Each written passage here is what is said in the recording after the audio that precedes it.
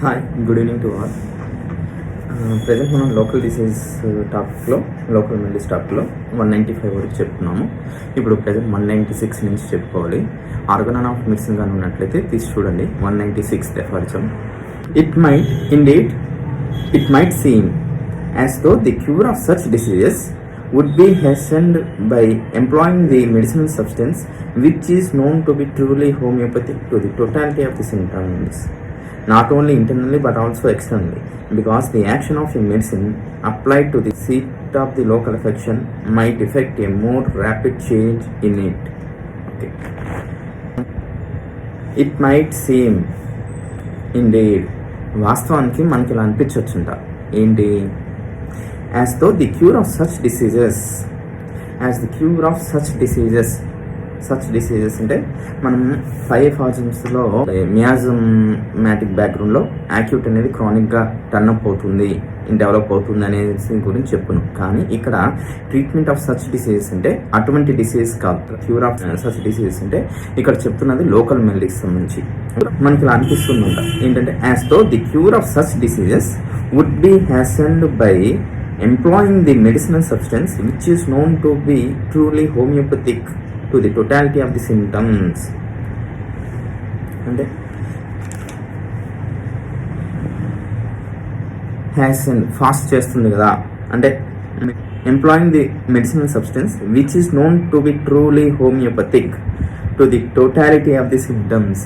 ఇక్కడ ఎప్పుడైనా కూడా స్టాల్ వర్డ్స్ పుస్తకాల్లో ఎక్కడ వచ్చినా హోమియోపతిక్ అని వచ్చింది అంటే హోమియోపతిక్ సిమిల్మం గురించి, అంతేగాని హోమియోపతిక్ ఆయింట్మెంట్లు, హోమియోపతిక్ ఇంకేదైనా ఇతర డైల్యూషన్స్ గురించి, హోమియోపతిక్ మెడిసిన్స్ గురించి అని కాదు. అంటే ఆ పర్టికులర్ కేసులో ఆ యొక్క హోమియోపతిక్ సిమిల్మంని సెలెక్ట్ చేసుకొని ఇవ్వాలి అనేది సంబంధించి. సో ఇక్కడ is known to be truly homoeopathic అంటే నిజమైన సాగుణ్య మందు. నిజమైన సాగుణ్య మందు అంటే ఇదనమాట. అంటే హోమియోపతిక్ సిమిల్మం గురించి to the totality of the symptoms. అంటే మనం ప్రీవియస్గా 192 ఎఫర్ట్స్లో చెప్పుకోవడం జరిగింది. ఎప్పుడు ఈ లోకల్ మెల్డీస్లో ఎలా కేసు తీసుకోవాలి, ఎలా డ్రగ్ సెలెక్షన్ అనేది ఎలా చేసుకోవాలి ఏంటంటే ఈ exact character of the local affection, అంటే ఆ లోకల్ ఎఫెక్షన్ స్థానిక వ్యాధికి సంబంధించినటువంటి సరి అయిన క్యారెక్టర్, సరి అయిన స్వభావం, దాన్ని ఎంక్వైరీ చేసుకోవాలి. అలాంగ్ విత్ దట్ ఇక్కడ జనరలైజ్డ్ హెల్త్ ఏదైతే చెప్తామో ఈ physical generals, appetite, thirst, digestion ఇలాంటివన్నీ ఈ ఫిజికల్ జనరల్స్ అని తీసుకొని ఆ తర్వాత హెడ్ టు టో సిమ్టమ్స్ వీటన్నిటిని ఆధారంగా చేసుకొని ఇవన్నీ తీసుకున్న తర్వాత టోటాలిటీ ఆఫ్ సిమ్టమ్స్ అని వచ్చాయి. ఈ టోటాలిటీ ఆఫ్ సిమ్టమ్స్ అన్నింటికి మనం 153 ఎఫార్ట్స్లో చెప్పుకున్నట్లుగా ఆ ప్రయారిటీ ఇచ్చుకొని ఏది ఎక్కడ స్ట్రైకింగ్గా ఉంది, ఏది సింగులర్ సిమ్టము, ఏది పెక్యులర్ సిమ్టము, ఏది అన్కామన్ సిమ్టము, ఇలా వీటన్నిటిని ఇవాల్యుయేషన్ తీసుకొని ఆ తర్వాత వాటికి తగినటువంటి హోమియోపతిక్ మెడిసిన్ని సెలెక్ట్ చేసుకున్నప్పుడు మాత్రమే హోమియోపతిక్ మెడిసిన్ అవుతుంది. అదే ట్రూలీ హోమియోపతిక్ మెడిసిన్. అంటే ట్రూలీ హోమియోపతిక్ మెడిసిన్ అంటే అదనమాట. అంటే హోమియోపతి కంపెనీ తయారు చేసింది కాబట్టి అది హోమియోపతిక్ మెడిసిన్ అయిపోదు. ఓకే. సో ఈ రకంగా టోటాలిటీ ఆఫ్ ది సిమ్టమ్స్ అన్నిటినీ బేస్ చేసుకొని సెలెక్ట్ చేసుకున్నటువంటి ఆ హోమియోపతి మెడిసిన్ని నాట్ ఓన్లీ ఇంటర్నల్లీ అంటే లోపలికి మాత్రమే కాదు బట్ ఆల్సో ఎక్స్టర్నల్లీ పైకి కూడా పూసినట్లయితే because the action of a medicine employed to the seat of local affection might effect a more rapid change in neat. లోపలికి ఇవ్వటంతో పాటు ఆ యొక్క హోమియోపతిక్ మెడిసిన్ అంటే హోమియోపతిక్ సిమిలిమం అని, హోమియోపతిక్ ఆయింట్మెంట్స్, పౌడర్స్, ఇంకా ఇతర ఇవేవి కాదు. అటువంటి హోమియోపతిక్ సిమిలిమం గురించి మాట్లాడుతున్నారు.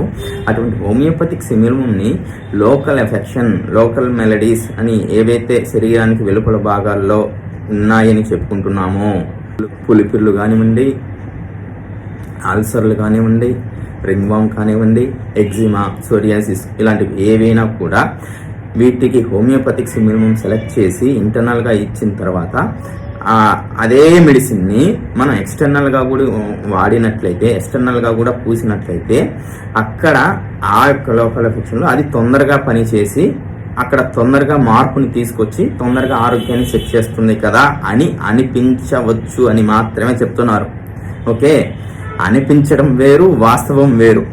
మనకు అనిపించినంత మాత్రాన అది వాస్తవం అవ్వాల్సిన అవసరం లేదు.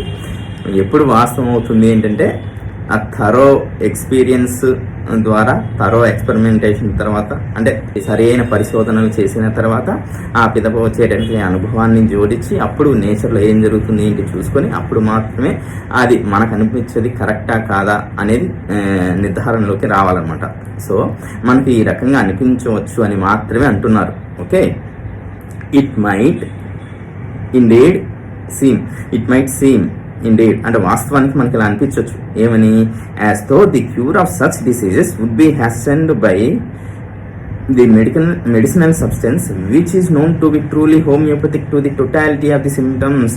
టోటాలిటీ ఆఫ్ సిమ్టమ్స్ అన్నిటిని కలుపుకొని పోతున్నటువంటి హోమియోపతిక్ సిమ్టమ్ని ఎంచుకున్న తర్వాత ఈ యొక్క మెడిసిన్ని not only internal but also externally శరీరానికి లోపలికి ఇవ్వటం, అంటే నాలుగు మీద వేసుకొని ఇవ్వటం అనేదే కాకుండా ఎక్కడైతే లోకల్ ఎఫెక్షన్ అనేది ఉంటుందో అక్కడ శరీరానికి బాహ్యంగా కూడా పూసినట్లయితే అది తొందరగా దాని యొక్క యాక్షన్ తొందరగా వచ్చి తొందరగా అక్కడ జబ్బు నయమవుతుంది కదా అనేసి మనకు అనిపించవచ్చు అని చెప్తున్నారు.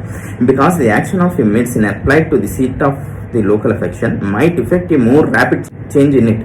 చాలా త్వరితంగా అక్కడ మార్పుని తీసుకొని రాగలుగుతుంది కదా అని మనకు అనిపించవచ్చు.